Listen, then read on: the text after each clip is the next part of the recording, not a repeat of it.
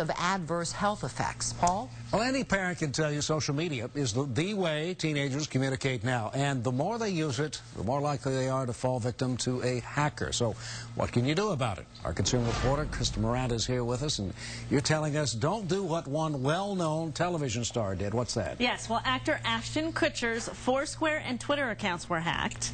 But it's what Ashton did after he got his accounts back that our cyber expert says was a big mistake.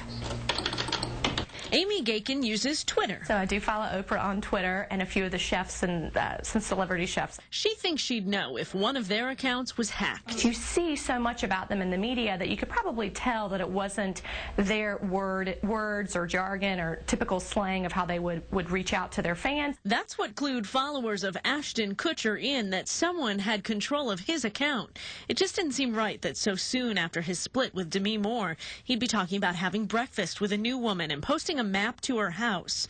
Cyber expert Teresa Payton says Ashton did two things right. He regained control of his account, and he alerted his followers he'd been hacked. Then she says he did something very wrong. He started tweeting the hackers. Actually going back and saying, I know who you are or I know where you are, probably not a good idea because you really don't want to taunt the person who took over your account. You should never directly address the people who had hacked your account. You report it to the companies, that your social media account got hacked, and then you move on. Yeah, you have to remember, they got into your account once before. They could do it again. Probably smart enough to do that. Yeah. Don't encourage them. Don't give them reason to try. How about the word of the week? It is Doodle. It is an online tool that helps you organize your casual meetings and dates. Who doesn't have that time where you're back and forth on emails trying to schedule lunch with your best friend or trying to get a meeting together of a bunch of people, and the next thing you know, it's 20 emails later and you can't remember who was available when? This is a great app for that. You basically send one email out to everybody and you say, here's some dates and some times.